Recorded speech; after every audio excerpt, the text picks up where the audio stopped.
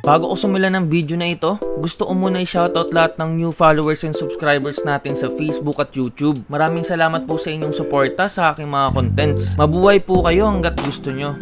Hi mga kaibigan, this is Marcus Kim, back at it again with another video. And for today's video, samahan nyo sa aking A Day in My Life as a Virtual Assistant Episode 3. 8:15 AM matapos ko mag-out sa aking work ay dali-dali na akong nag-asikaso dahil ito ang araw ng aming graduation sa TESDA NLSC. Sa mga hindi nakakaalam, nag-take ako ng Basic Korean Language and Culture sa TESDA last April. Bali ito ay 25 days training program na kung saan tuturuan kayo ng Basic Korean Language and Culture. Outfit pala natin for today ay ang aming uniform sa TESDA dahil ito ang gagamitin namin sa graduation plus riding jersey mula sa Riders Gear Zone. Before ako umalis ay inasikaso ko rin na ayusin ang aking Motowolf na raincoat na version 3. Nilagay ko muna to sa lalagyanan kasi ginamit ko to last time dahil umulan. 8:30 AM na at ang graduation namin ay 9 AM kaya nag-double time na ako sa pag-asikaso and I make sure na hindi ko maiiwan ng cake na binili ko para kay Ma'am Edith. Dali-dali na akong lumabas ng pinto at niready na si Lip para sa aming pag-alis. Syempre punas-punas muna kasi maalikabok talaga dito sa aming parking. Nilagay ko na nga rin ang aking gamit sa aking top box. Nga pala ang top box ko ay ang hybrid 55 liters hard plastic mula sa Cristobal Motozone. Bago bumiyahe ay sinetup ko muna ang aking sound trip gamit ang aking Freedcon KY Pro intercom.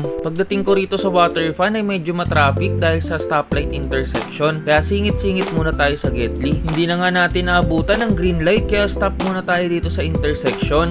Mabuti na lang at saktong-sakto sa aking paghinto ay mayroong lilim galing sa footbridge. Paglabas ko nga ng C5 ay naka-regroove ang kalsada pero after naman ng ilang metro ay okay na ulit. Dito nga ako dumaan sa East Service Road dahil dito matatagpuan ng TESDA. At sa wakas, it's good to be back dito sa TESDA. I remember the days na pumapasok ako rito everyday for 25 days para matuto ng Korean language. Pagbabao nga sa parking ay nag-ayos muna ako para naman mukha akong tao pagharap sa mga classmates ko. After ko nga mag-ayos mga kaibigan ay naglakad na ako papasok ng National Language Skills Center building. Wow, buo. Pumunta na nga ako sa reception para mag-attendance pero nakaimam pala ang attendance kaya dumiretso na ako sa harapan para hanapin si ma'am. Pagdating ko nga ay nakita ko na si ma'am sa harapan pati mga classmates ko na ang tagal ko nang hindi nakita. Hindi pa naman start ang program at buti na nga lang nakita ko na may bakanting upuan sa pwesto nila Luis at Ryan. Doon na nga ako pumunta at nagkamustahan muna mga person. Nilagay muna natin yung camera dito sa gilid para makita ang mga interaction namin. Nag-start na nga kaming palabasin para sa aming processional march. Habang nasa pila ay nagkukulitan muna ang mga classmates ko at may libreng pitik pa mula kay Arias Photography.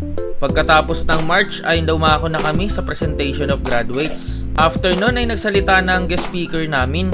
Matapos nun ay dumating na ang pinaka-exciting part at ito ang aming pag-akyat sa stage. Ito na lang ulit yung oras na aakyat ulit ako sa stage for my graduation kasi nga graduate ako noong college through online because of the pandemic. At isa-isa na nga aming tinawag. Sobrang saya ko para sa aming lahat dahil kahit saglit lang ang aming mga pinagsamahan, grabe ang solidness ng class namin. May mga sumuko during the training dahil sa mga ilang factors like work and travel distance. Pero ayun, napagtagumpayan namin ito at ito na kami. Dumating na ang aking spotlight at ito na, tinawag na ako.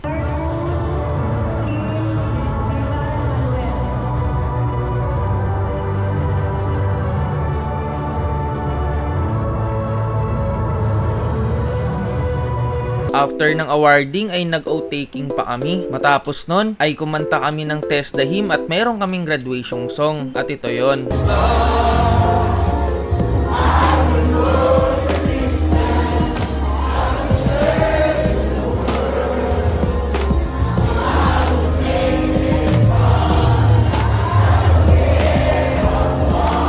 Tapos na rin ang aming graduation pero hindi muna kami umuwi at pumunta kami sa aming hideout para kuhain ang aming certificates. Kwentuhan muna kami habang inaantay si ma'am. Meron pala kaming special guest, si Bini Mika. Matapos nun ay pumunta kami sa photo booth para mag-take ng aming last class picture with ma'am. At meron nga aming munting regalo kay ma'am bilang pasasalamat sa kanyang pagtuturo at pagtsatsaga sa amin.